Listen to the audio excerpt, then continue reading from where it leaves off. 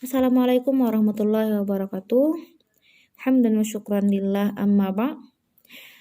Anak-anak semua, apa kabar kalian semua? Semoga kalian selalu dalam lindungan Allah dan selalu sehat walafiat sehingga kalian bisa mengikuti pembelajaran walaupun secara daring atau online di rumah masing-masing, tetapi tidak melunturkan semangat kalian untuk terus mencari ilmu. Nah, alhamdulillah masih bisa kita lanjutkan pembelajaran kita bahasa Indonesia kelas 2. Kalau kemarin kita sudah belajar tentang mengkaji ciri dan unsur teks berita, sekarang kita akan melanjutkan pembelajaran kita.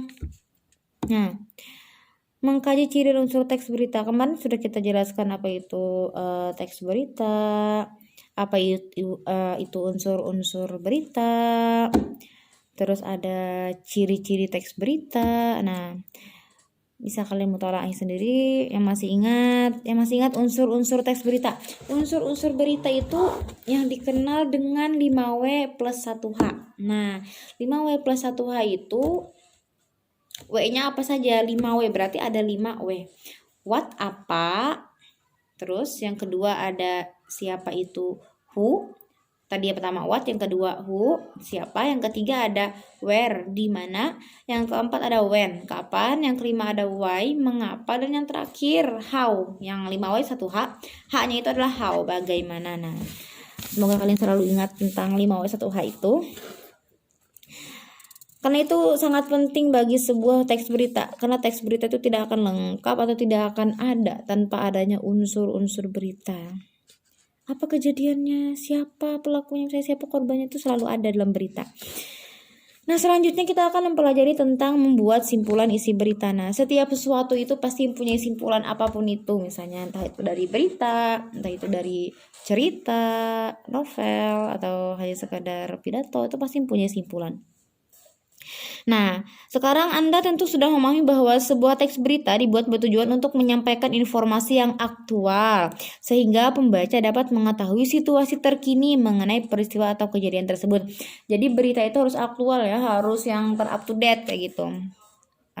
Karena biasanya hal-hal berita penting itu pasti disiarkan gitu. Jadi kita tuh tinggal mencari berita atau menunggu berita saja lagi, tapi yang sudah berlalu tidak usah lagi kayak gitu, karena sudah berlalu. Biasanya berita itu yang aktual saja.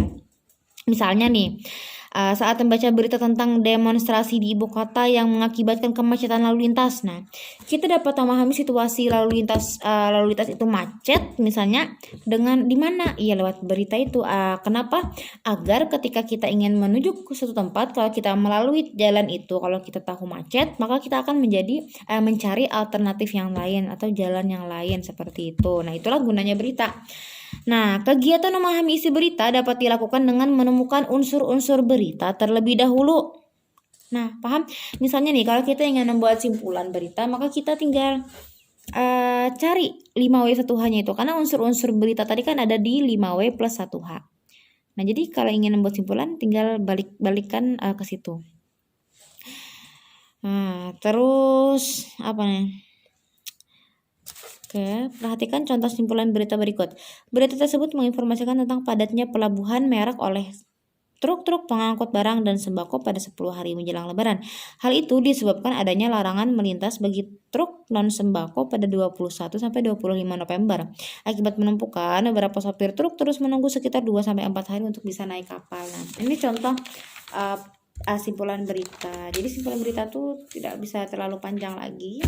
Paling misalnya 4-5 baris atau mungkin sudah cukup membuat simpulan 4 baris, 3 baris misalnya. Kalau sudah emang terpenuhi unsur beritanya bisa dijadikan sebuah simpulan.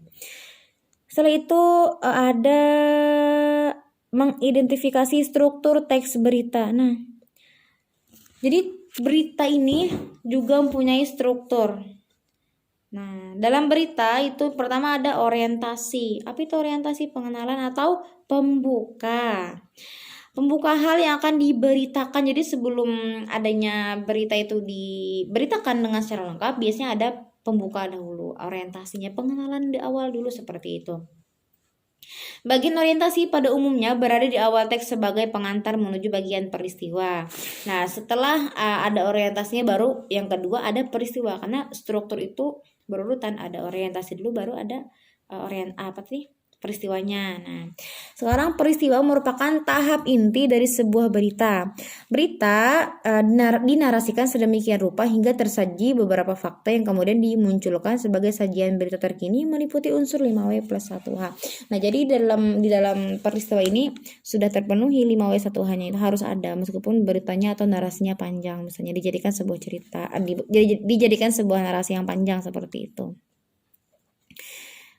Terus yang terakhir ada sumber berita. Nah, setelah adanya berita itu kita dapatkan sumbernya dari mana, kayak gitu.